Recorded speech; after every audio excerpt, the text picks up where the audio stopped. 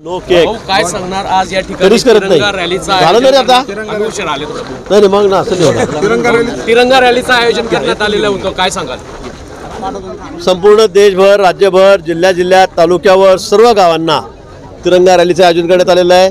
22 April रोजी जो भ्याड हल्ला पाकिस्तानने म्हणू की अतिरेक्यांनी जो आमच्यावर केला, आमच्या पर्यटकांवर पहलगाम या ठिकाणी केला आणि त्यात 26 जण त्या ठिकाणी मृत्युमुखी पडले, त्याचं चोख उत्तर मान्य पंतप्रधान आपले तिन्ही सेनादल यांनी पाकिस्तानला दिलेलं आहे। सोळोकी पळवताना करून सोडलेलं आहे आणि म्हणून संपूर्ण देश हा मोदीजींच्या पाठीशी उभा आहे, संपूर्ण देश हा आपल्या सेनेच्या पाठीशी उभा आहे हे दाखवण्यासाठी या ठिकाणी संपूर्ण देशभर तिरंगा रॅलीचं आयोजन करण्यात आलेलं आहे। हे सर्वपक्षीय आहे, सर्व धर्मीय आहे आणि म्हणून आज, उद्या, परवा 3 दिवस 4 दिवस सर्व राज्यभर आम्ही या ठिकाणी या रॅलीचं आयोजन केलेलं आहे। संजय राऊतांचा एक नरकातला स्वर्ग या पुस्तकामध्ये त्यांनी म्हटलेलं आहे की अमित शहा, नरेंद्र मोदी यांना अडचणीच्या काळात बाळासाहेब ठाकरे यांनी मदतीचा हात दिला होता।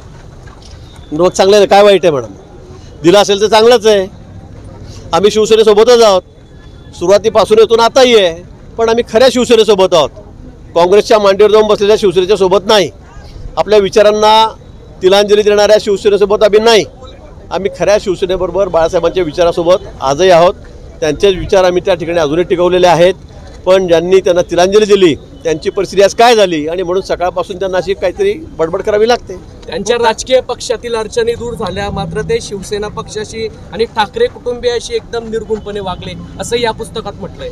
आता संजय राऊतांना किती महत्त्व द्यावं, त्यांच्या लिहिण्याला किती महत्त्व, त्यांच्या बोलण्याला किती महत्त्व द्यावं? आता त्यांचं कोणी ऐकतं नाही, कोणी त्यांना सिरियसही घेत नाही। सकाळ झाली की त्यांचा आपला भोंगा सुरू असतो, त्यांना काय लिहायचं लिहू द्या। युद्ध सुरू असताना संपूर्ण देश हा सेनेच्या पाठीशी उभा होता, मोदींच्या पाठीशी। अशा वेळेला ते म्हणतात मोदींनी राजीनामा द्यावा, अशा वेळेला ते म्हणतात अमित भाईंनी राजीनामा द्यावा। आता मला कळतच नाही, म्हणजे आता आपण त्या अतिरेक्याशी लढावं का या देशांतर्गत अतिरेक्याशी लढावं, हाही मोठा प्रश्न आहे। नरेंद्र मोदी या ठिकाणी गोध्रा प्रकरणात असताना सुद्धा युपीएने देखील मदत केली असंही त्यांनी या पुस्तकात म्हटलेलं आहे। शरद पवारांनी देखील मदत आता मला वाटतं या पुस्तकाला किती महत्त्व द्यावं, संजय राऊत किती विश्वासार्ह माणूस आहे हे आपल्याला माहीत आहे सगळ्यांना, त्यामुळे त्यांनी काय लिहिलं काय नाही मी तर काही वाचलं नाही, वाचणारही नाही, पण मला असं वाटतं की त्याला फार महत्त्व देण्याची गरज नाही। खडसेंनी नाव न घेता पुन्हा एकदा टीका केलेली आहे। जाऊ द्या, तो काय तो गेलेला माणूस बिचारा, जाऊ द्या त्यांना म्हणा तुम्ही तुमच्या कोथळी गावामध्ये ग्रामपंचायत निवडून आणा म्हणा एकदा, फक्त 7 लोकांमध्ये बस, बाकी आमचं आम्ही बघून घेऊ, मंत्री कोण, पालकमंत्री कोण, आम्ही कोणत्या खात्यावर राहू आम्ही आमचं बघू।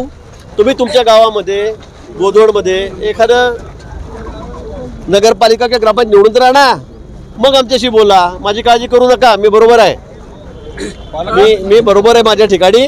तुमची अवस्था काय झाली आहे, 2-2 वेळा तुम्ही विधानसभेला पडतायत, तुमच्या गावातली ग्रामपंचायत नगरपालिका तुमच्याकडे नाही आहे, काय तुमचं नाही त्याच्या ठिकाणी? स्वराज्य संस्थेच्या निवडणुका पुन्हा एकदा युतीच्या माध्यमातून लढल्या जाणार आहे। निश्चित आमचा प्रयत्न हाच आहे की आम्ही महायुती म्हणून या ठिकाणी या निवडणुका लढणार आहोत, राज्यभरही लढणार आहोत आणि यावेळेला स्पष्ट बहुमत, अतिशय 2/3 बहुमत आम्हाला जळगाव जिल्ह्यामध्ये या ठिकाणी सगळ्या संस्थांमध्ये या ठिकाणी मिळेल।